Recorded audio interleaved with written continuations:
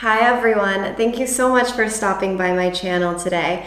Today's topic of fragrance conversation is what makes a fragrance smell expensive. This is something that a lot of people are looking for, and for someone to say your fragrance smells cheap is like such an insult, right? And hopefully you don't have people in your life that would say things like that to you. But I know that when I was starting my fragrance journey, this was one of my fears. I was quite young, I was a teenager, and I was really afraid of smelling cheap. I was like, what smells cheap? I personally hadn't smelled someone and thought, oh, that smells cheap. I would smell people, maybe I didn't like their smell, maybe I thought it smelled bad, but I really didn't understand this idea of cheap versus expensive. So if this is a topic that you're interested in, as well as other fragrance topics, please consider subscribing to the channel and liking this video. So we know in the past that fragrances were just expensive. They were pretty much completely natural before the synthetic materials were discovered, and natural oils were very, very expensive. Maybe you could get some rose flower water or some orange flower water to splash on yourself, but essential oils were very pricey and they were not available to everyone. So at one point just smelling like a floral bouquet, even if it was just natural essences, smelling like anything, that wasn't body odor or whatever the smells of the 19th century were, smelled expensive. Then we get to the discovery of synthetic raw materials, and more people can afford to smell good. We have ionones, we have coumarin, we have vanillin. We can make simple fragrances, but those palettes are not as complicated as the palettes that we have today. I have over 1,000 synthetic raw materials at my disposal when I create a perfume. They maybe had 10. But then you get to fragrances like Shalimar, and we get to something very interesting in that they were the fragrances that you were supposed to wear in polite society and the fragrances that were forbidden. And that is very interesting to see here. So Chanel No. 5, right, was the scent of femininity. It was accepted. Shalimar was very much inspired by the fragrances of something called the demi-monde.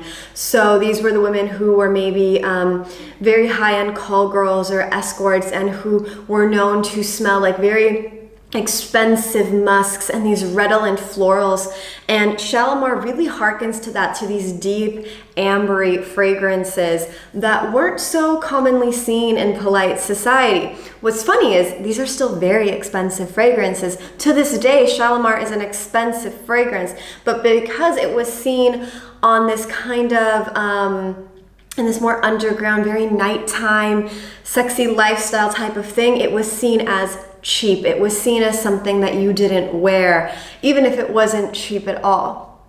So that's also where we get this idea of like a fine, expensive, elegant fragrance versus a cheap fragrance. And we can kind of apply that to our modern fragrances today. So you'll see lots of videos for like workplace fragrances, elegant fragrances, classy fragrances, and these are the fragrances that are going to be seen as expensive. So your Terre d'Hermès or your Dior Homme, these very kind of classic fragrances, they smell very clean, there's no animalic notes, they're not sweet, they're very refined, right? So when you have Terre d'Hermès, it's this very clean woody vetiver. You have Dior Homme, it's a very elegant iris. Those are fragrances that really smell expensive. On the other hand, you have fragrances that I love. For example, Le Beau by Jean Paul Gaultier is incredibly sexy. It's a fragrance that I love. Black Afgano, it's rich, it's also sexy. But I wouldn't call them elegant, and I wouldn't say they smell expensive. We saw with the Shalimar example, fragrances that are seen as seductive, or the club fragrance or the nighttime fragrance, is not the fragrance that people are going to necessarily see as expensive. It's going to be those more refined, classical style fragrances. And so if you really want a fragrance that's elegant and well designed, I'll definitely do a video about my very top elegant, classy, expensive fragrances, both for men and women. But if you just want to go into the store and and start searching, look for the classic brands, right? Your Chanel's, your Dior, it's worth looking there. But you also don't have to break the budget to smell expensive. Again, we talked about Black Afgano, which again, I think is a masterpiece of a fragrance. Me saying it doesn't smell expensive does not at all mean it's not an incredible fragrance, nor does it mean it smells cheap. I don't think Black Afgano smells like anything like Axe or anything like a deodorant whatsoever, but it's a unique smell. You don't see other houses replicating Black Afgano. It's a very unique smell, and so it's a smell that's going to intrigue and interest people, but expensive is not going to be the first thing that necessarily comes to mind. So when you're trying to find a fragrance that just blankly states, I'm expensive, stick to traditional structures, stick to, for a man, woods, or if you're a woman, this delicate feminine florals. Stay away from sweeter notes, and even sexier fragrances, it's kind of interesting because I know a lot of us use scent because we want to smell delightful to other people, but there's also different levels of sexy. For example, confidence can be very sexy, even though it's not so overt in its appeal, and that's kind of what a classic, expensive smelling fragrance does. It seduces you, but in a different way from those, really redolent florals or those very sexy, fruity, ambery notes in cologne structures. So just something to think about, and obviously, always wear what you want, and there's always going to be someone out there that's going to like rain on your fragrance parade.